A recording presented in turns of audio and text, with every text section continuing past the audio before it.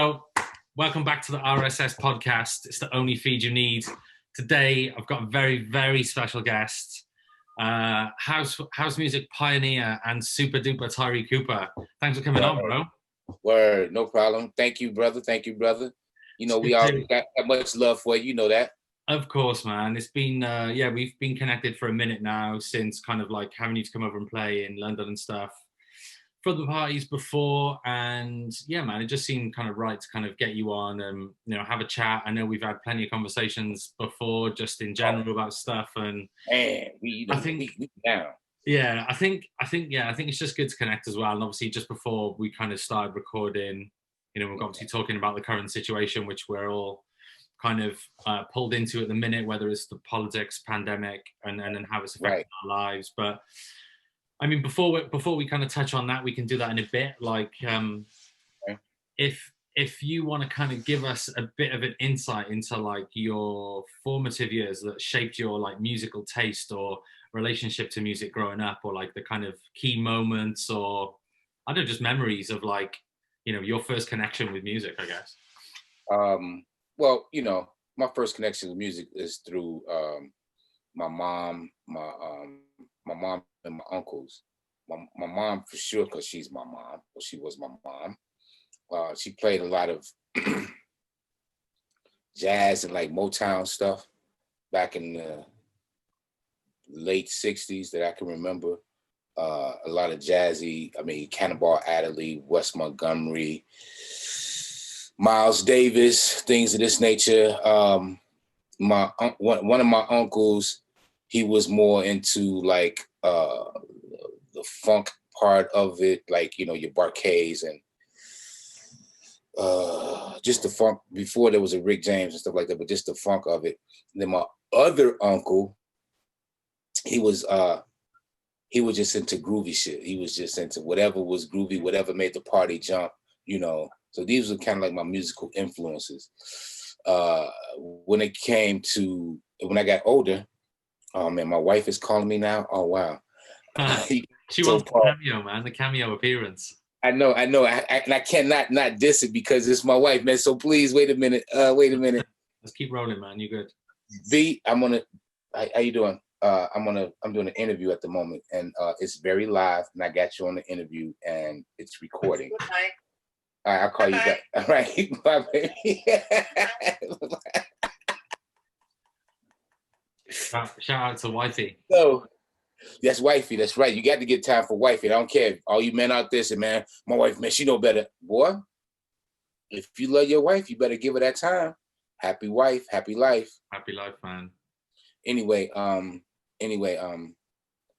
there were when I got older. That's gonna come out funny in the interview. This motherfucker wife called him and shit.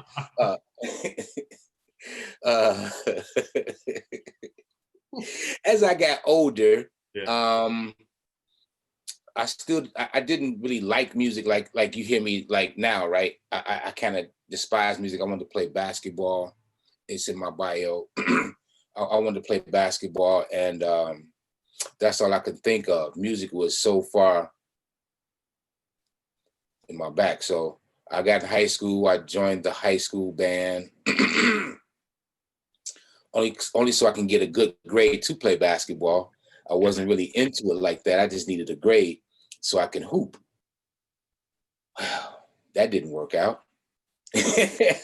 What? Who are your players growing up? Who are you watching and like inspired by, like on the basketball side of things? Well, okay, growing up, like Dr. J, Isaiah Thomas, Mark Aguirre, so many, Dave Bing, Norm Van Leer. I mean, so many, Magic Johnson, definitely Isaiah Thomas and Magic Johnson.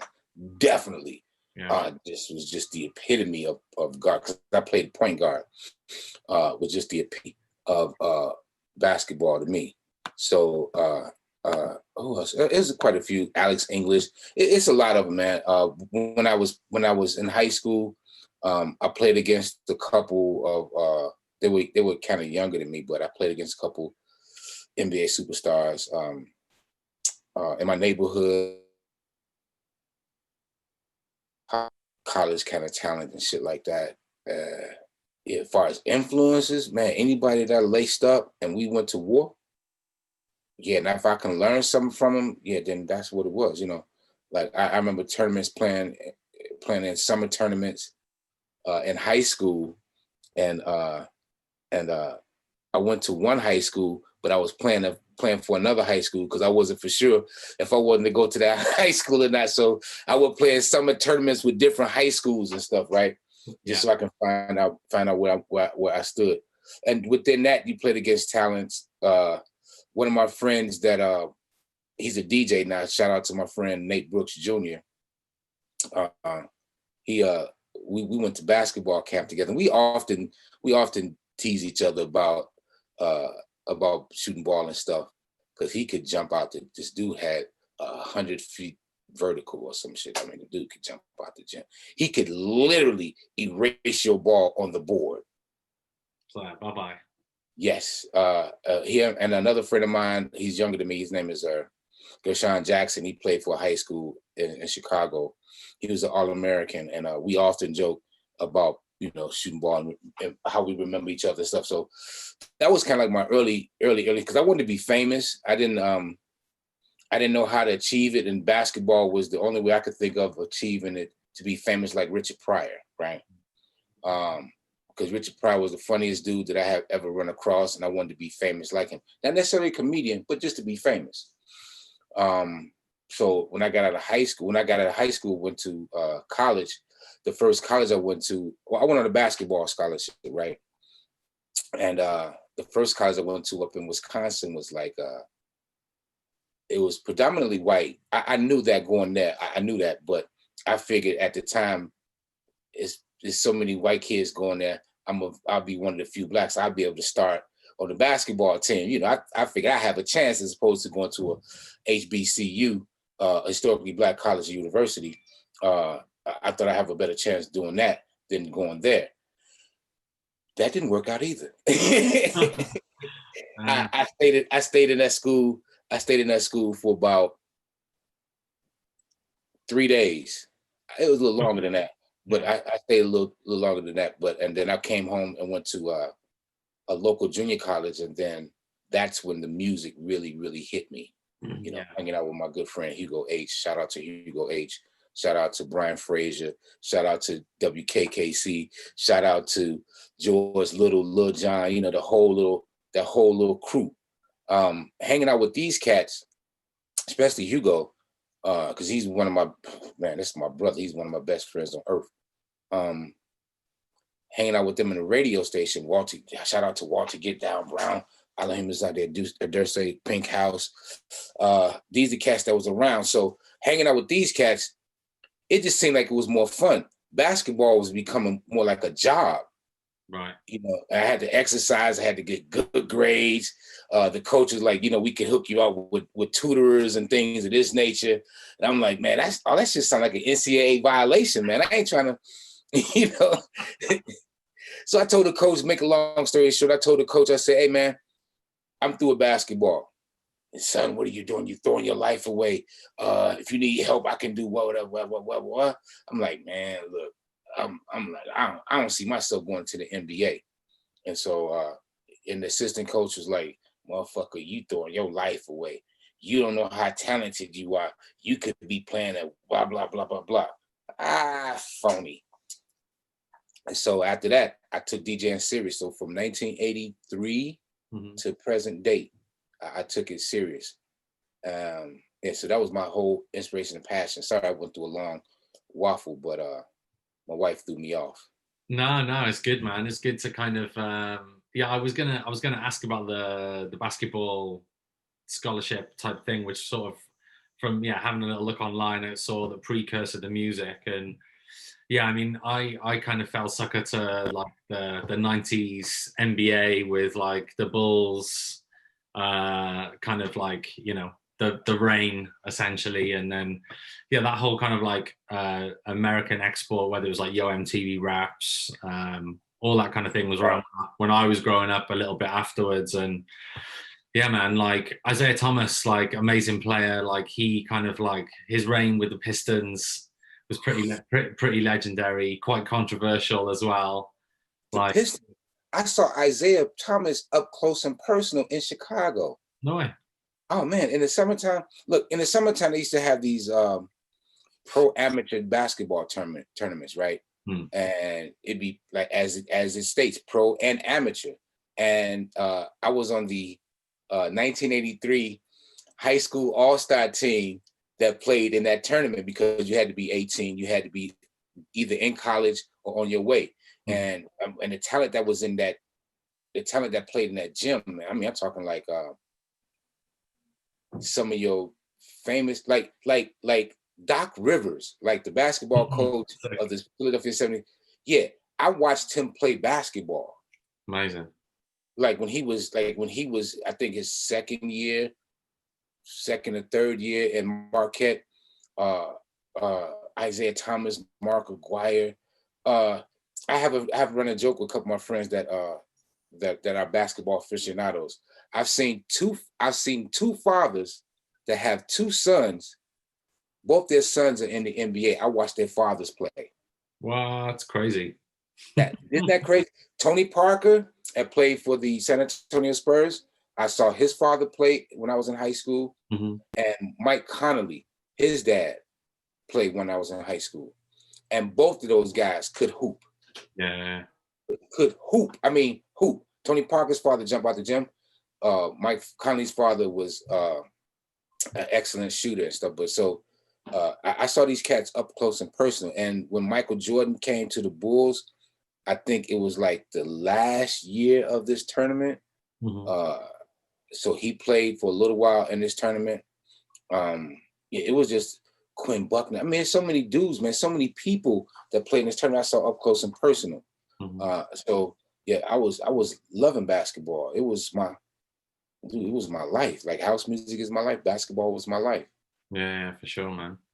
What was the was there a like a defining like track or club experience, or you said that like you obviously ditched the basketball and kind of like focused on the music. Was there like a pivotal moment, or I don't know, something you can remember that sort of really signified for you the kind of switch?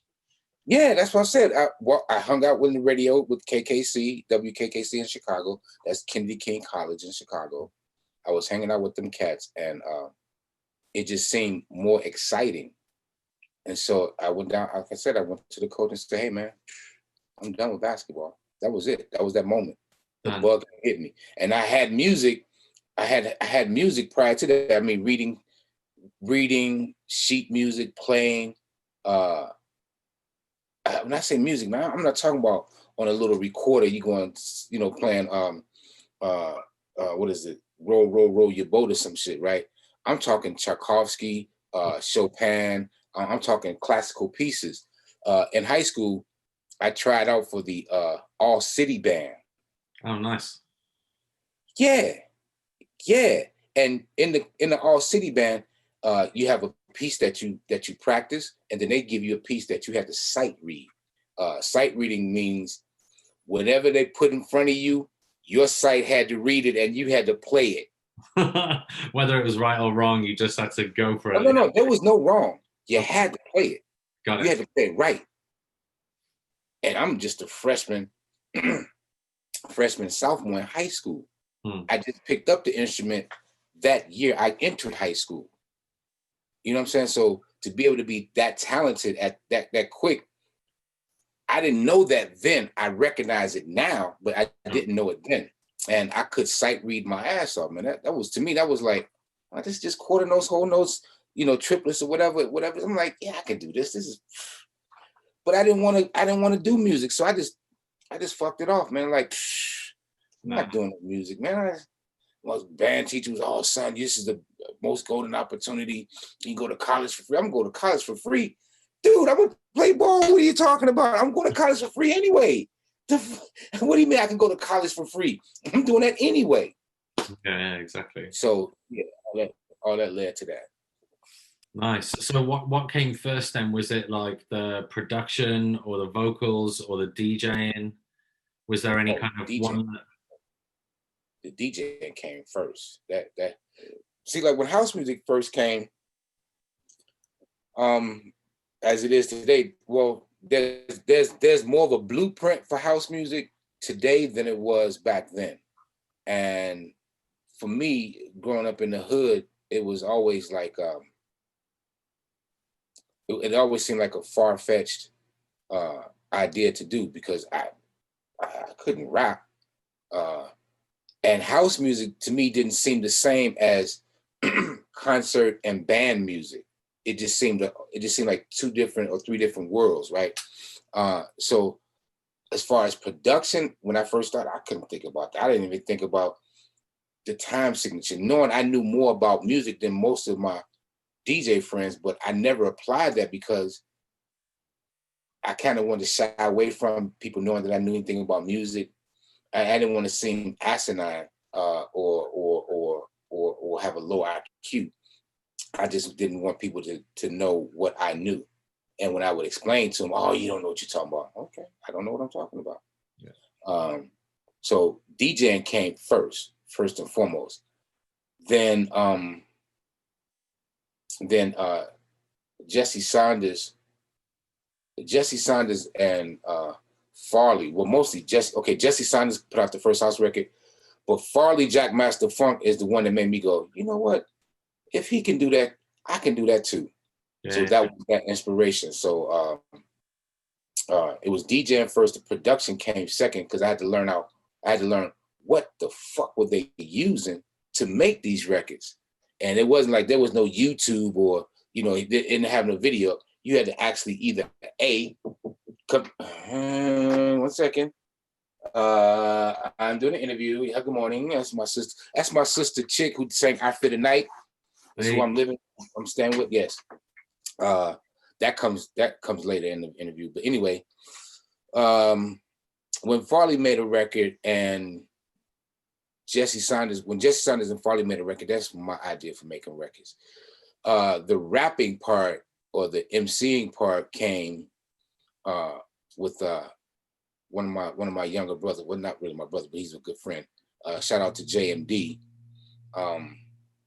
When we used to do these parties on the South Side, we've always had parties on the South Side. We played house and you played hip hop and you played R&B. So you played a wide spectrum of music. You played the R&B and the hip hop in the beginning and the housey or dancier stuff at the end of the party. So JMD would ask us to play hip hop and we would run DMC, whatever Run DMC we thought was popular. And when we played a one hip hop record, they would get upset and kick the booth and made our record skip. So that's kind of got me into hip hop. So it was in increments, how it went from one to the next. So it didn't all happen at one time. And Acid House was thrown in that too. Deep House was thrown in that too. But DJing came first, production, and then being a vocal artist came last. Yeah. So when you kind of first got into DJing, then I guess like were you just kind of like going and hanging out at some of the like local record stores? There's like Gramophones, like an iconic one. There's a few in downtown Chicago. No. No. When I first started DJing, we would go there to buy the records, hang out. No, dude, I didn't hang out in a record store until I got notoriety as a DJ. Got it. You know what I'm saying? I felt like I was a nobody until I started making some noise just as a DJ first, not necessarily making records, but as a DJ first. You start with your community and then you branch out. So, then I started like, I had to learn the lingo, what is it to be a DJ like it was in Chicago. Walk up and just started talking like, hey, I'm a DJ. Dun, dun, dun, dun. Nah. It's a whole little culture that went behind it. Probably so many so many unknown DJs at that time was amongst known DJs, and listen to the known DJs speak before some of us had a chance to speak, because we didn't know what was this scene was. We had no idea what this scene was going to turn into, nor did we know what would we become. So you might know us. You might know a Chip E who worked at Imports, but you didn't know if Chip E was making records. You might have known Vince Lawrence's dad, who owned Mitchell Ball Records. Shout out to Mitch, owned Mitchell Ball Records, but you may not have, you didn't put one and one together and know that Vince was making records. It wasn't necessarily like that. If you knew them, then you would know. If you didn't, it was all speculation. So when it was time for me to hang out, I had done so much in the scene as far as a DJ. Like, I was dancing at first down at the parties where Farley used to DJ at. Learned how to promote my own parties, and where I had my own parties, and it was like 1,000, 2,000 people come to my own parties and shit like that. Until I got some wings, then I was able to talk shit or hang out with the best of them or be noticed in those circles or in these circles. So I didn't necessarily hang out. It was no, I guess some people hung out, bro, but I was never like that. I was never like that. And a lot of these kind of like early parties, I guess, like give us a bit of an insight. What's that like from your kind of entry point on the DJing side of things? Oh, it was wild. Stand up fucking was going on. People was having sex behind speakers. Right now, no. The parties were pretty wild. As wild as they could be. You had to be very mature to go into a house party. Even in the neighborhood parties, there was no thuggism really was allowed. Yeah, for sure. Money is money. If you got money, you can come in, but you just couldn't come in and start any trouble because they would kick you out. And generally, people at the door were ex-gang members or current gang members. So we kept the riffraff out that way. But as far as the music goes, man, it's no different than when people having a good time at any era, it's the best. My era, I could definitely say was the best because the shit was brand fucking new. Everything was new. But it's the same thing when I went over to the UK for the first time in '88 when Chicago house music was new. Same type of energy. It was just a different set of people and shit, right? But back in the day in Chicago, it was it would reminisce. No, it would remind you of any classic party. We had people with mohawks. We had punks. We had heterosexuals. We had homosexuals. We had transvestites in parties and stuff like that. But one bathroom, you know what I'm saying? Just one. Yeah. Everyone in, everyone out. Man, everybody did whatever they did. So, but as far as the atmosphere, it was good, man. It's peaceful. It's harmonious. It was live, and if the music and the DJ was good on that day, you had a great time. And depending on where it was, right? That was the thing with Chicago. It depends on where you threw the party at. You could throw the party downtown, which meant that it was exclusive. If you did it on the north side, downtown was kind of exclusive. Catholic schools, Catholic church. Shout out to the Catholic church. I say that a lot to people. They think I'm crazy. Shout out to the Catholic church, because in Chicago, on any given Friday, Saturday, they kept crime down to a minimum because they allowed us to have parties in their parishes, in the gymnasiums, where it was 1,000 to 2,000 kids sweating their balls and breasts off, having a great time. and not one person got shot, robbed, or died, for the few hours. So shout out to the Catholic Church. It just meant where the party was that made it tonight. The West Side and South Side, yeah, you might have to be a bit, you might have to look around, just and see us look. You might have to check your six to see if somebody is creeping up behind you, because this is the hood. But we had great parties in the hood. I mean, fantastic parties. I know myself and Mike Dunn and Hugo, we had some fucking legendary parties in the hood. But still, it was the hood. You got to deal with hood politics. So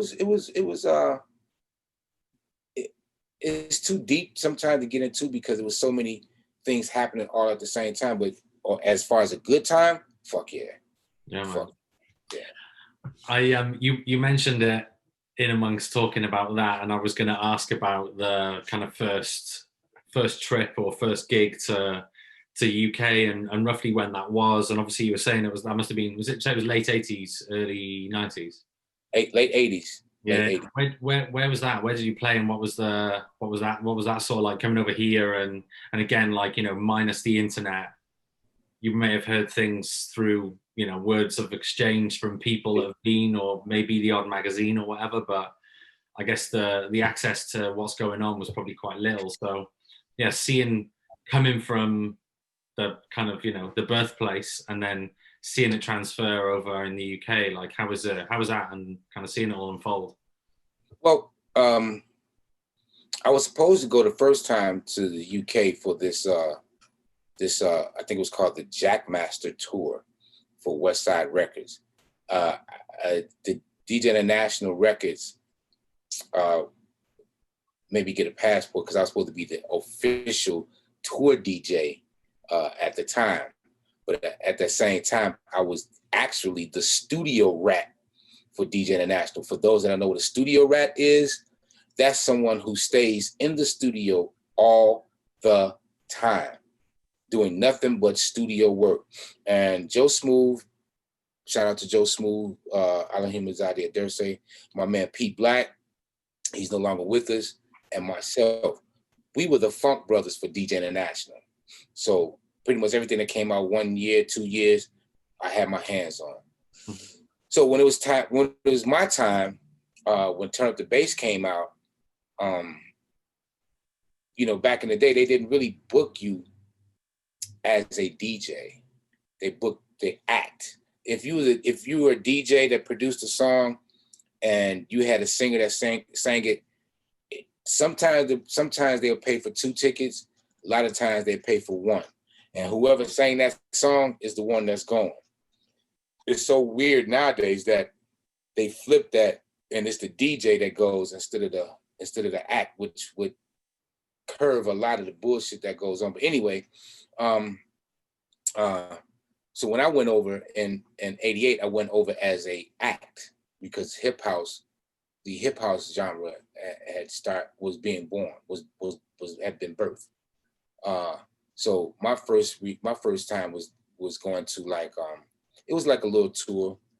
We went London first, of course, and then we started going up north. Your Great Yarmouths, your Stokely-on-Trent, yeah. Your Cardiffs, your Sheffields, just going I know I'm going here and there, but wind up in Scotland. So my first experience was first I was looking for the Desmonds on TV. Oh yes. Well, I was looking for Benny Hill on TV. Yeah. I was looking for Monty Python on TV, because these were the shows that came over in America that we were watching at that present time. Didn't know this shit was old. By the time I got to the UK, it was on some whole other, what the hell is this? So when I got there, language wasn't a problem. It was just the culture, man. It's I'm from the South Side of Chicago. I'm actually witnessing British people, the Queen's English, what is it, 10 Downing Street, Buckingham, Palace. not Buckingham Palace, but not Big Ben. That's what I was looking for. Big Ben, Hyde Park, Dr. Jekyll, Mr. Hyde, Hyde Park kind of thing, right? And I had no idea there were black people there other than the Desmonds. You thought there was just those, and that's it on the program. That was it. So that was a culture. Now, club-wise, it was a different thing. The club-wise seemed, back in the day in the UK, for UK watchers, UK viewers, back in the day in the UK, you could pretty much do anything. Like people was they was smoking weed up in the club. They was smoking hash up in the club. It was just having a fucking great time back in the day. It was no problem. The bouncers said anything. And the music typically was like American. They started out with your slower music, your R&B, your hip hop, and then they got into the dance stuff. So the music format I was used to, but what I wasn't used to was hearing all Chicago shit.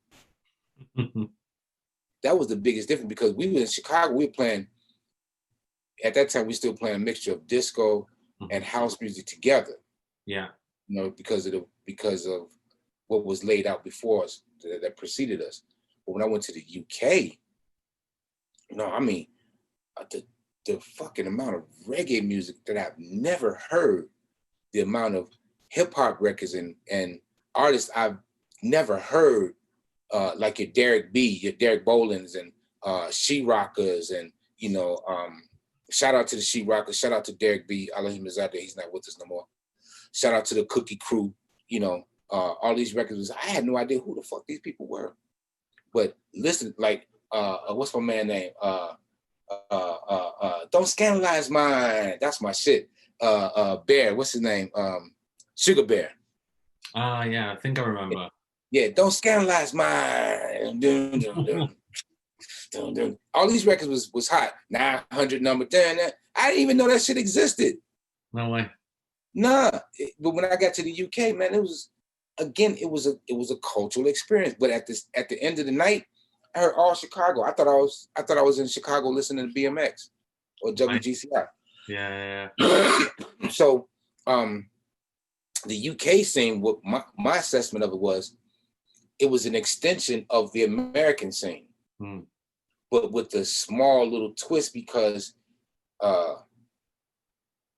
it just seemed at that moment, the UK seemed like a little bit more open-minded to the music than America. America was still on some racist shit, playing rock and roll, and not really playing hip hop and house or techno.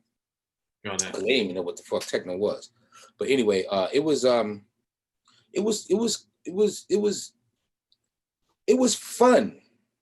And then I used to tell my friends, like, hey man, they playing your record over in London. What you mean? No, they playing all our shit over in London. What you mean? No, dog, you ain't understanding me. They're running all our shit in London. Really? Okay, how about this? From Scotland to what is the bottom? Dover, going to France. They're running house music. They're running house music everywhere. And what is it? Not Bournemouth. Where's that club at? And it's down by Margate. What is anyway? Brighton. They ran it down in Brighton. They ran it everywhere. Man, are you serious, dude? Anywhere on the radio, in elevators. So that was a cultural experience. Amazing, man. Yeah, and I think it's just amazing to hear like how it kind of all unfolded basically. And like I think after, I guess, like, did you sort of come over here off the back of Turn the Bass? That was the kind of first breakthrough for you, right? In terms of like single. Yeah. And then I guess, like, how did it evolve from there, really, in terms of the kind of releases that followed and the kind of the subsequent tours that came and things like that? Okay. By being with DJ International, and the music was hip hop was so young, and the company didn't know what they were doing, really.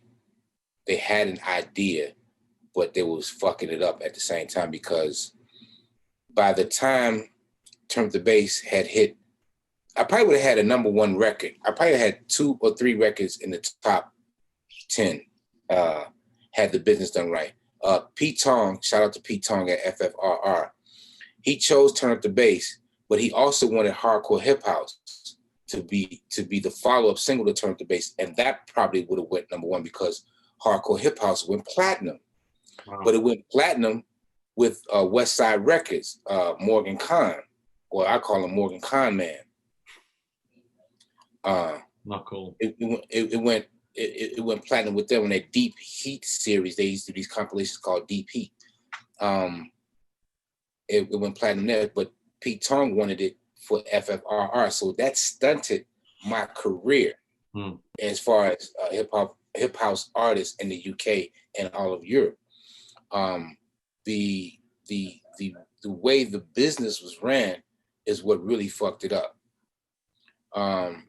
Because by me traveling, by myself having pop success, 10 City having pop success, Jam Silk, Farley, Jackmaster Funk, there's only a few of us at that time had pop success.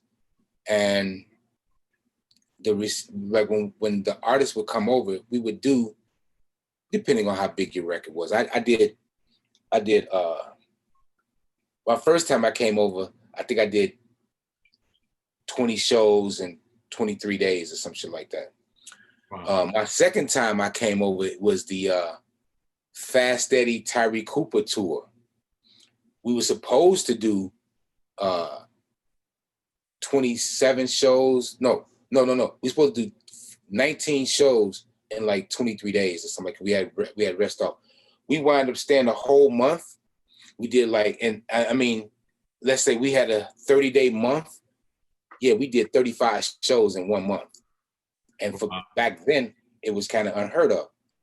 But again, all that led up to your black boxes, your Technotronics, all your sample bass records, was mixed master, grand piano, things of this nature, because the music was coming out.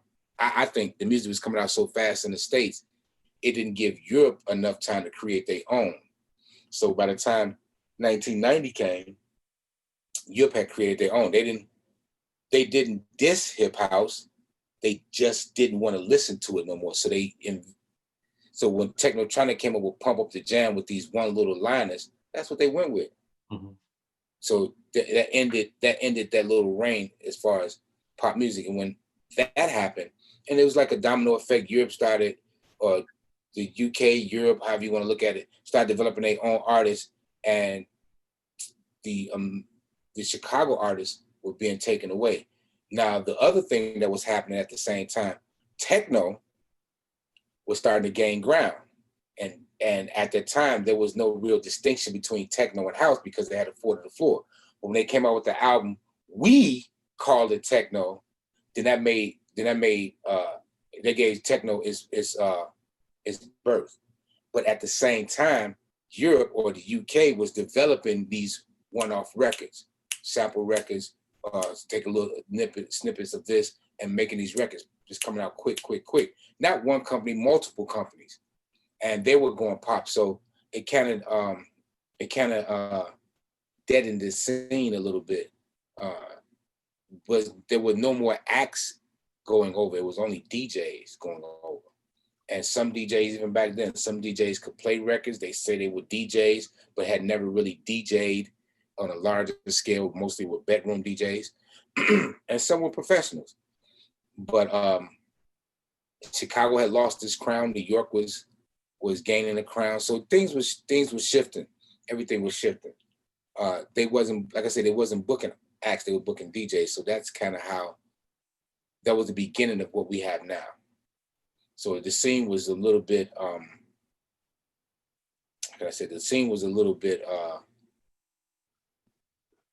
offset. It was a bit offset because now you had genres coming in. MTV was starting to infiltrate Europe, so. I can go on and on. So Yeah, no, it's fascinating, man, and like, yeah, it's just great to hear it from your perspective in terms of like how it evolved and like, you know, what one thing led into another. I think it's super important to like understand it in terms of the flow and how things happened. You know what I mean? mhm. But like, I mean, maybe let's fast forward a bit more to more recent times and talk about the transition to moving to Berlin. Oh well, okay. That came about around but the whole concept of me moving to Europe came about around 1995, somewhere around 95. It wasn't Chicago. How can I say it? Chicago had a second wind with your Dance Mania, Relief, uh, these tracks along with techno. These Dance Mania tracks and Chicago Relief tracks and casual tracks was starting to get. Chicago was coming back, in other words, and the old guard that was running it wasn't running it no more. It was the younger cats, the newer cats, your DJ Sneaks, your Roy Davises, your Cashmere's, you know, people of this statue. They were the new cats, and and I wanted to be. I wasn't dead. I wasn't. When I say dead, not as in physical, but as in the mentality of making housework. I wasn't. I'm like, fuck that. I still can do this shit. So I started making records for Dance Mania, and that in itself started getting me out of America and going to Europe on a regular basis. But the person that helped me out the most, shout out to Eddie Flash and folks from Detroit, he set it up perfect for me to go back and to get back in this game, because he gave me like 4 of his gigs that he was not going to make, and I went, the fuck, okay, yeah, I'll go, right, and so that kind of led me to going to Germany, doing those gigs and seeing how the landscape looked, the music. I was like, okay, this is nice. So I started, meeting people, talking to people. I'm not the kind of person that brags on who they are, brags on their stardom or anything like that. I know who I am. I recognize my notoriety. I recognize how famous I am in certain circles, but I don't use that because I'm still human. I'm still, I don't know if I'm explaining it right. I'm still grounded, So I started meeting people just like, hey man, I looked at people like they didn't even know who the fuck I was. So I started meeting people, start hanging out at their house and start staying in motherfuckers' houses in the UK and shit, right? So that kind of led me to, shout out to my man Andy. That kind of led me to figuring out what I wanted to do for future. So I would hang out in London for like 6-7 months or a year or some shit like that. I would do the same thing in Holland. Matter of fact, I stayed in Holland for like, in Amsterdam, I stayed in Amsterdam for like a year without coming back. So all these things led me to Berlin when I moved there in 1999 or 2000. But the fact that I moved to Berlin was one of my other friends. Shout out to my friend Wayne the Skipper, Wayne Darren. Sorry, he kind of convinced me to come over to Germany and stay. So I was like, yeah, all right, cool. I knew the terrain, I knew what was going on, and that was it, dog. That was it. I'm in Germany now, and whatever came with it, came with it. A hell of an experience. I'd never change it for the world. Amazing, man. I mean, that kind of plays nicely into the fact that you're not actually in Germany right now. So you're currently in Las Vegas, right? Yep. Cool. Yep. And again, as before, the cameras were, before I started recording, you were explaining that, yeah, you kind of were, I guess, trying to like build up workout over there last year, but then got stuck because of COVID. So yeah, tell us about kind of, yeah, like that sort of experience in the last sort of 18 months, I guess. Yeah, okay. I'm not trying to piss anybody off in Europe, but I think I may have ran my course in Europe. I think that because the booking agency that I had, she couldn't get me work. The game had changed before my eyes. When I say game had changed, this is kind of like at the beginning stages of social media, when you had, when everybody was, it seemed like it was kind of lame to put up a picture of a ball on the internet and have people gravitate to that. It just seemed kind of lame to me. And I'm being facetious about it, but at the same time, I didn't understand what social media really was or how powerful it was. I just thought it was a bunch of young cats just bored out their gourd and just posting shit, and people just liking it. Like, how the fuck are people just liking a pineapple, And I figured if I'm gonna put something up there, I would put some content up there that has some balls, that relates to me and what I'm doing. I think that's what marketing is. Something that you can relate to, that you can grab hold to, that you can say it's yours. The world doesn't work like that. So Europe didn't work like that. And I didn't, I really wasn't getting any get. The booking agent that I used was really underselling me first and foremost for the kind of person I am. She really, really undercut me. Again, I understood she had to get what she could get for me, but she really, really undercut me. And not having management, a whole group of stuff happened. But at the same time, Europe wasn't giving it to me. It just seemed like Europe was only taking and not giving. So I decided, like, fuck that. I can do that here in the United States. And knowing that the United States doesn't have anything remotely close to Europe, but what they do have is a following now that they didn't have 20 years ago. America is far more in tune to the scene now than it was before I left. Because when I left, it was leaving everything up to the Europeans to come over. Now America is trying to have their own scene, which is not bad.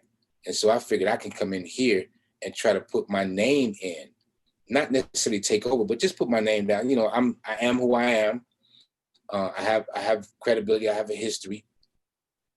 But I forget America is like some places in Europe. They're very cliquey, and if you're not down with the clique, then you're not in the same gang. If you're not in the same gang, we can't do nothing for you, man. It's one of them kind of things. And so I was like, okay, but I still tried. My mom passed last year. I was getting personal. She passed last year, and that kind of led me here to come to see if I can at least get on the radio in Las Vegas. I think my name is known for that. I'm not gonna bust anybody out, but there's suckers everywhere that will not. They say they will help, but sometimes they don't. A lot of times they don't. I've never been that kind of person. If I said I'm gonna give you some assistance, then that's what I'm gonna do to help make it come to fruition. And that didn't happen. It hasn't happened here yet. Still got time, but it hasn't happened here yet. I was trying to get on the radio here. From that, what led me to everything else. But it's challenging at the same time. But being here and trying to go back, I was thinking about going back in March. But right when I was going back, COVID hit. And when they said there was no flights going to Europe, I went, scheisse. Because my family is in Germany. And this whole little pandemic has gotten the world shook. I don't really want to go into it big, but I just find it strange how the whole world got sabotaged from one part of the world. I mean, like, how many Chinese? I know there's 1 billion Chinese people. You mean to tell me they let loose 40,000 Chinese to infect all of the world? I mean, we talking about parts in Darfur, bro. We talking about this shit that's in deserts. These motherfuckers got COVID. You know what I'm saying? This is some really weird shit. Yeah, so it seems like it was too easily spread. Like I said, I don't really want to go into it because we have our own theories. Could be right, could be wrong, don't know. But it just seems like, oh, fuck. So that kind of grounded me. And the only place you can go is inside of America. And you know, I have peers that I've known, but if you're not down in the clique or you're not, you know, in the in crowd, they don't invite you to the reindeer games. And no matter how famous you think you are or you know you are, some people just don't have your best interest, even though you ask them, or you're in contact with them, or you're thinking that you're close friends or have a good relationship, not even close friends, a good relationship with. No, that's not really it. When you get a hit record, then everybody want to be around you. They want to suck up all the air from you, right? Yeah. Exactly. But so far in America, it's not bad. Being here in Las Vegas, it's not bad. Just trying to navigate my way around. That's all, bro. I know it don't work, but I'm just navigating around. Well, yeah, I mean, this, the current pandemic's just like put a complete, almost grinding halt to anything that's involving social interaction right now. I mean, businesses and stuff have reopened here in the last few months, but yeah, like the real, the limitations are purely put on to social interaction, basically. Right. Right. Yeah, which is like I was explaining to you, I think it's going to get harder as we go into the winter months. I think we kind of had the summer to be sort of put through our paces a little bit, but yeah, man, there's I mean, has anything at all reopened, like bar and club wise in Vegas? Or well, okay. First of all, these motherfuckers are never going to shut down casinos. Too much money. Man, they were shut down for about maybe a week. After that, it was like, fuck that. Maybe 2 weeks or some shit like that. But after that, it was like, fuck that.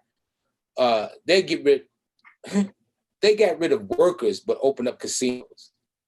And they hire new workers to work in them because they had to fix them up with the plexiglass and things of that nature. So it's the new norm. This is it for right now. And social distancing or the social aspect of it is critical because the fear of motherfuckers dying. Here, I call him the Orange Cheeto Man. He want to do herd immunity, and it's like, if you know one section, a large section of your population will die, and you say one says, he says he's for the people, but one section of your, I ain't talking about black people, I'm talking about like older people in their 80s and shit like that, they're gonna die. That's living fine now, and if you do herd immunity while they go outside, they could pass on. It's insane. We've been governed by idiots or by an idiot. But man, listen, it doesn't matter which idiot is in office. In the 80s, it was Ronald Reagan. 90s, it was Bush. In the 2000s, it was Bush. That's just the Republicans. In the mid 90s, it was Democrat. It was Clinton. And then in the millennium, it was what's his name? Barack Obama. And they never did shit. Neither one of them motherfuckers ain't did shit for the community that I grew up in. So, it's not like it's gonna ever be different. It's always the same. It don't matter which one of the motherfuckers in office. So maybe one would have not closed down the world like Orange Cheeto Man did. But we might have had different stipulations, but who knows, man? I don't know. Yeah, it's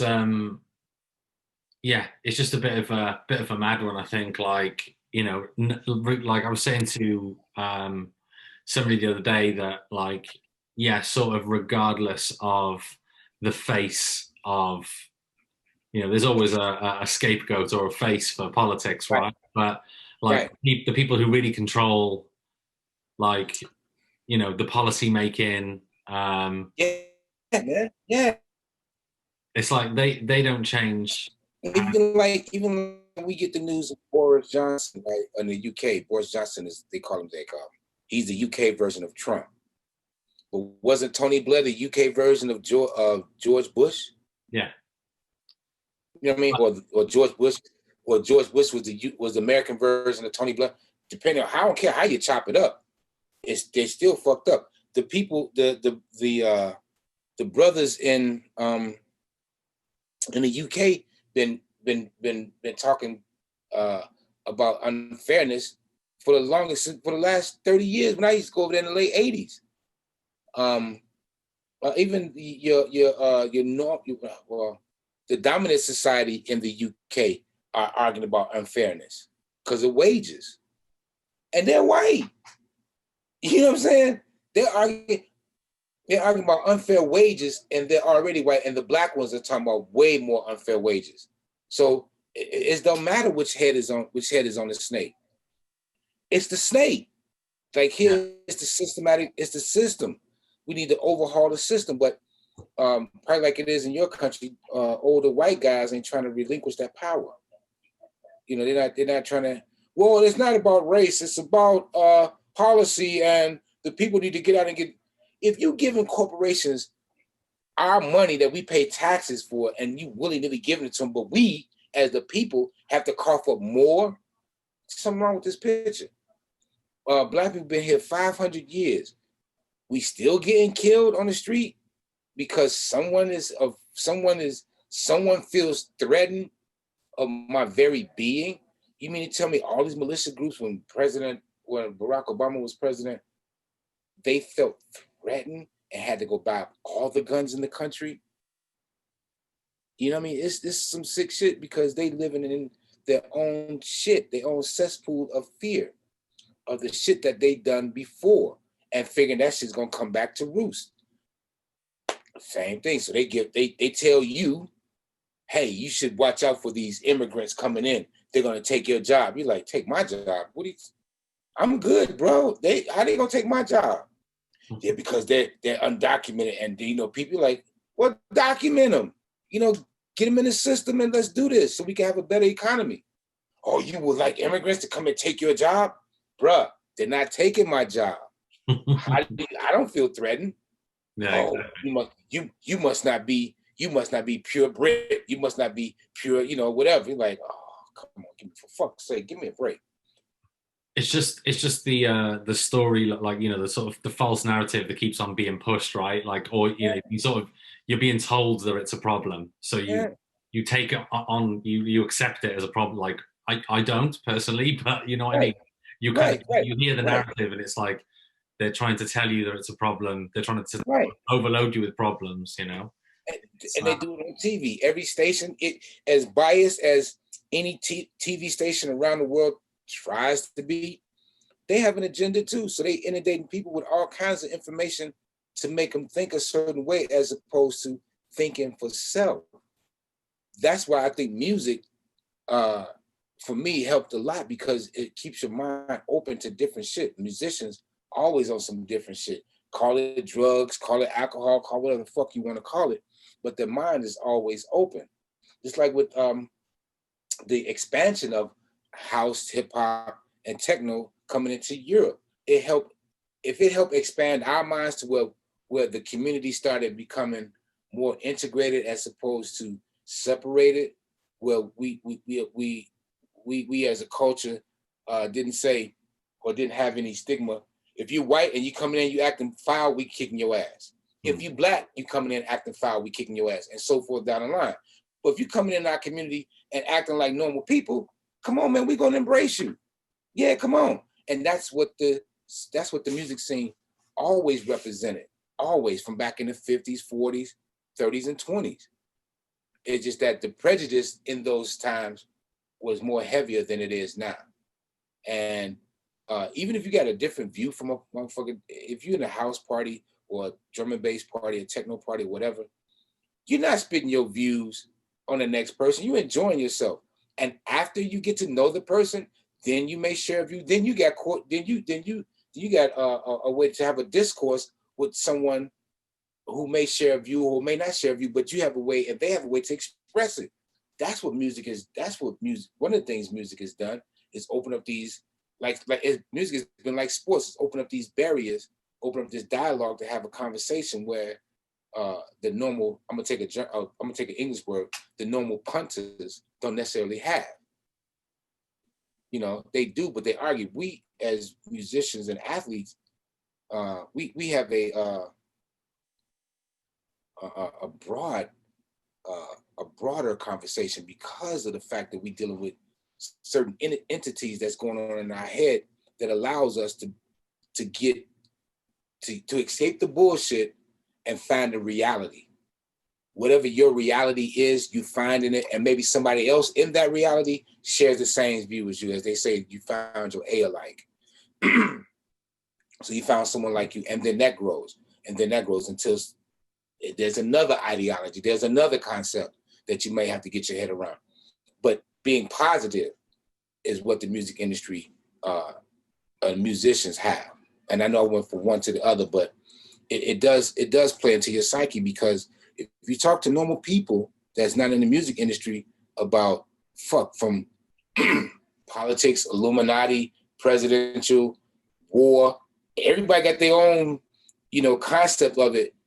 Musicians, we take the time and look into it, or a clear thinking person will take the time to look into it, like, that's not right, that's not what happened, this is what happened, this happened in blah blah blah blah time. So it's a bit, yeah, it's like, yeah, like you said, I think that's probably why there's, I guess, I feel like there's like obviously a sense of like rejection from the government, or they don't really like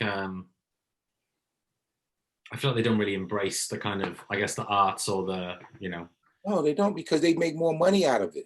Exactly. And that's what I was saying. I think because maybe of the more, I don't know, probably strong-mindedness, or like, willing to, like you say, like just learn for yourself, like create your own opinion. Yeah, man. Like that isn't the target audience for the government, I guess. Oh, free thinkers? No, they generally lock them up. Back in the day, used to lock them up. Now they say they're all coops and crack and crack ups, and they don't know what they're talking about. They've been disinformed, and we have the truth. But all people have to do is step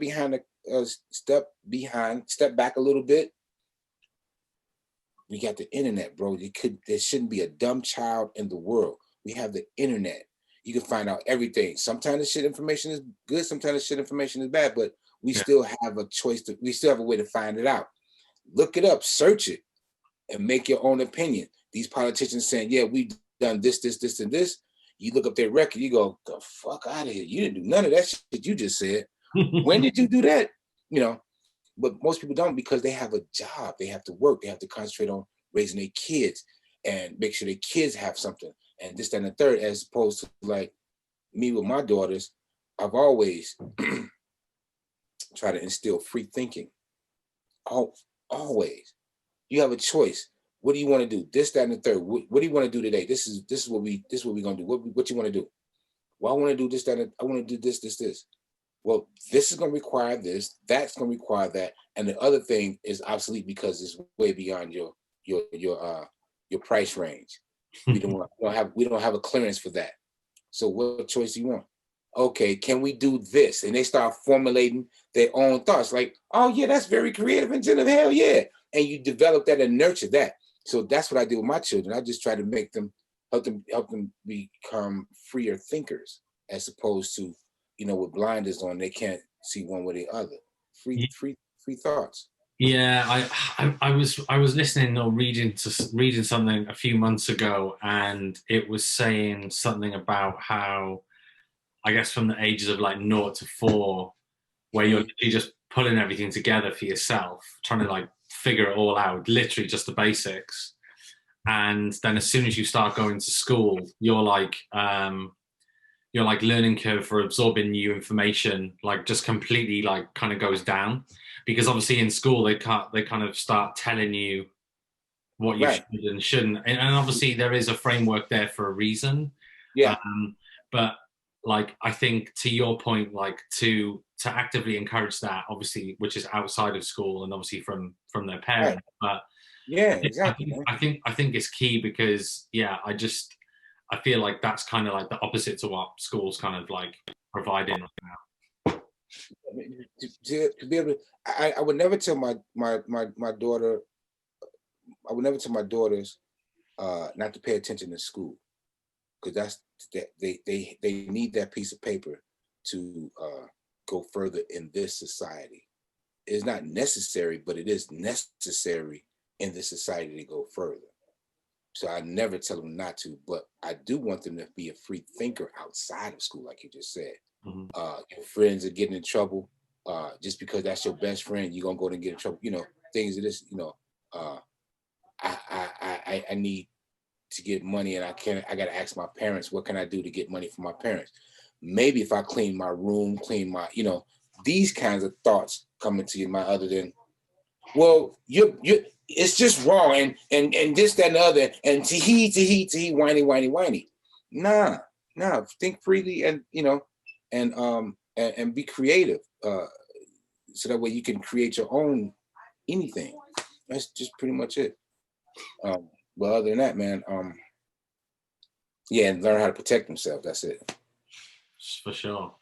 So give us a bit of a rundown. Obviously, you're wearing the fresh garments today. Okay, yeah, this is give us a bit of a rundown of what's been going on. Then you've launched the new latest drop of merch. Yeah, the merch, the House Music is My Life T-shirt.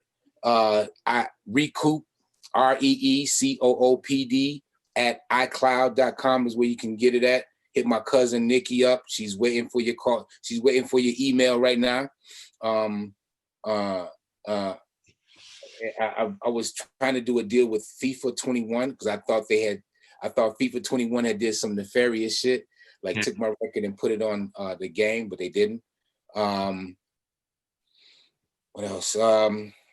Yeah, I'm doing a whole group of shit. I did have a little streaming thing I was doing with Facebook, but I don't have turntables. All my turntables and stuff are in Germany. What else am I doing? Putting together, writing characters, shit like that. I haven't started on my book yet. I go to the gym, I work out. Dun, dun, dun, dun, dun, dun, dun. Looking strong, bro. I'm trying at least look like I'm looking strong. I was gonna say you strong. You're getting back on the court. Yeah, I'm getting back on the court for my little brothers because they talk shit about they can beat me playing ball now that I'm 100,000 years old, and these are my younger brothers and my nephew, so they think they still can beat me. No chance. Yeah, and like I say, man, writing scripts. How can I say it? I practice. Well, yeah, I practice. Yeah, I practice.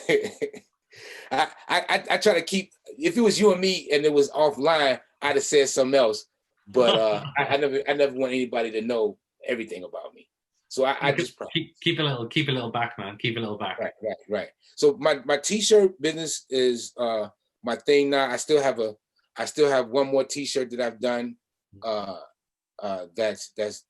Once this T-shirt sells out, so I'm keep holding it up. Once this T-shirt sells out, recoup at iCloud.com. Holla at Nikki.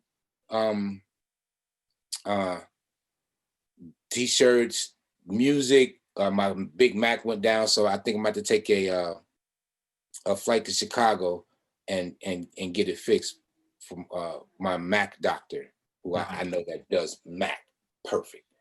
Shout out to my man Caleb, who's also a hell of a singer. What else am I doing? Yeah, still attempting to be on somebody's radio station here in Las Vegas. I found a new partner, probably to do more events here, because this is Las Vegas. I found a place to do events, so I found a partner as well. I got that coming. I got that going on. Yeah, man, just still busy, man. Still productive. Yeah, trying to be, again, like I say, trying to stay healthy, trying to be productive, and patient. That's all.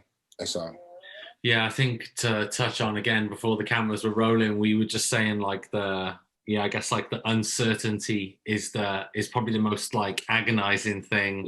It is. There's no like, I guess I guess the point is that we know it's going to change at some point. Right. There you go. That's the key word. At some point, we know it's going to change, and everybody's doing everything to prepare themselves for it. But at the same time, there is no certainty. There is no, I know this is going to happen like this, because we could go into a third, fourth, fifth wave. It depends on, and I don't care who's in the office. Like we're having an election over here. Either way it goes, one or two things gonna happen. We still gotta face this pandemic. We still gotta get vaccinations. So that don't matter who's in the office. Either one gonna make us stay in the house, or one gonna make us leave the house. It's either or. Yeah. You know what I'm saying? So the voting, like I said before, about voting, we was talking offline about voting. I'm not casting my vote for neither one of these clowns, because they don't have a Black agenda. They don't have a reparation plan. Because I want to be able to get reparations right, motherfucker, now. Not when my youngest daughter, when she becomes 35, they just not doing right. I want to do this shit right the fuck now. But they don't, neither one of these cats are having one of these kind of conversations, so they don't get my vote. They can talk about me all day if they want to. I don't care. But this is something that if it's mine, I'm just not gonna throw it, say, here, catch it, you can have it. No, this is my dollar. This is my penny. This is my 1 cent that I have. I keep it, because until they start talking to me. Another reason why I moved in America, I used to say, when America becomes legal, when it comes to smoking pot, I'll move back. Guess what happened? Became legal. Guess where I'm at? Back in America. So I'm holding true to my word. Yeah. When they start talking about reparations for African descendants of slaves, the ADOS, reparations for descendants of slaves, for foundational Black Americans, then they start getting my vote. But to say that they're gonna get reparations to Indians, Asians, and everybody else, and Black, and we supposed to sit religiously and vote for them, and we don't get shit in return. We don't even get the condom put on the dick that's gonna fuck us. They just go raw dog. They do, man. It's like it's so gut-wrenching, and like, I don't know, man. Like, right. Like we were saying, it's like the system, and it's not just the face or whoever's up there. It's the system. It's the system and who it's run by, which is what needs proper change. And I guess even in the UK, in London and throughout the country, the UK was one of the largest empires. One of the largest empires. But not one of those indigenous cultures is coming to the UK asking for reparation, because the UK said, look, we're gonna end all this shit. We got the biggest armada, we got the biggest ships, we got the biggest navy, we're in all this shit. And so the British started ending different shits. Yeah, the motherfucker was doing different shit too, but they was ending shit, so they looked a little bit lighter. So they allowed the islands to come over to their country and become citizens. Here, like, no, we know we took Mexico, fuck y'all.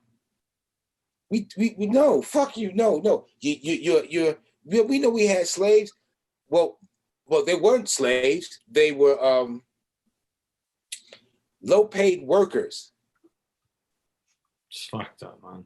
Right. So how do you expect someone like me in my 50s to keep believing the bullshit that you spewing out? At some point, it has to stop. They don't look at it, it has to stop. Look what they're doing with the court system here. They fast forward a judge, a conservative judge is going to be in the Supreme Court for the next however many years she's going to be there, and she's conservative. When it was the black man's time, when it was his turn, nope, you got to do it like this because it has to be done with the incoming president. No. The president's last job, if that's the case, his last job or last authority is to elect a judge. Well, in this case, he does, but they took it from Barack Obama, but now they trying to fast forward for this guy. It's just so much blatant and disrespectful racism. And they want other indigenous cultures to go, okay, we're sorry. I accept your apology. I know you'll do better next time. I trust you. I know. And still they got the like those circus acts, they got the knives in their hand and they throwing the motherfuckers at you and shit. And that motherfucker goes like, whoa. Wait for the next one, yeah. Right. Oh, another fucker. Right, exactly. That's exactly what it feels like. Yeah. But other than that, yeah. That's it. I think I said enough, man. That's just yeah, it's like and I think I don't know. I think that like the UK is going to become a bit more. I mean, ultimately, you know, the politics that kind of happens in the US has a knock-on effect in the UK and Europe and vice versa. But I think, especially when it comes to like pharmaceutical companies and stuff like that, obviously we've got the NHS in the UK, but I just feel like as part of like, I don't know, Trump's, like, I don't know, I reckon there's just some dodgy deals going on, man. And you look, the national health, the NHS in the UK, everyone has insurance. Everyone, if you're rich or poor, the government pays pretty much all your bill. I think you don't pay anything or less than something. Hardly, yeah. Right. Here they can't even get to that, bro. They're not even trying to get to that because insurance companies here, and not the doctors so much, the insurance companies want everything. They don't give a fuck. You copay. The copay, how do you get your tooth extracted and it's $15,000 for one tooth extraction? It's fucking wild, man. It really is. Like I ended up having to have some going to the hospital in the US when I was over there, like a few years. Well, it was maybe like 6 years ago or something. But I had holiday insurance. But looking at the bill afterwards, right, right. How would I have ever afforded this? Like, right. No one can. Like before we kind of completely stop, do you want to just give any like final shout outs or big ups to anyone close to home? Or give a shout out to yourself, Rushmore, for releasing one of my tracks, one of my EPs. Again, being a good friend. Two, for having this interview and we can sit down and talk like we normally do. A shout out to yourself. Shout out to my brothers, my sisters everywhere. Shout out to my sister, Nikki Shrine Chick. Shout out to my brother Wayne Anthony. Shout out to my brother Wayne Darren. Shout out to my brother Hugo H, Mike Dunn, K Alexi. Shout out to my brother Corky Tracks, man. Hey. Yeah, that's my brother, right? That's my little brother right there. Shout out to Chicago, Detroit. My man Mike Clark, Agent X. Shout out to Chip E. Shout out to Farley. Shout out to Jesse Saunders. Shout out to Danny Rampling. You know what I'm saying? Just everybody, man, because they made up this collective. Paul Johnson, Gene Hunt, Jamie 326. Everybody, man. Shout out to everybody, man. Even fucking Grant Nelson and shit, right? He's a good guy. He's a good guy. Lil Mark, good guy. Just so many people, man. Yeah, but shout out to everybody, man. Shout out to everybody. Well, look, it's been a total pleasure, and it's been great to just kind of like wander down memory lane with you, and kind of I guess I've experienced some of it with you being in Europe more recently, but No, it's been good to link and talk about everything and anything. And I'm sure let's do it again, man. Oh, we got to do it again, man. We got to do it again, bro. Whole heap of fun, man. But yeah, bro. We got to do this shit again. For sure. I'll leave you to it, man, and I'll send you the recording when I'm done. Yeah. Please. Right, please. Cool. All right, brother. Peace, man. Yep. I gotta give you the brother one, the Wakanda one. Yes. Wicked, man. See you, bro. Take it easy, man. Yes, sir. Peace. Peace.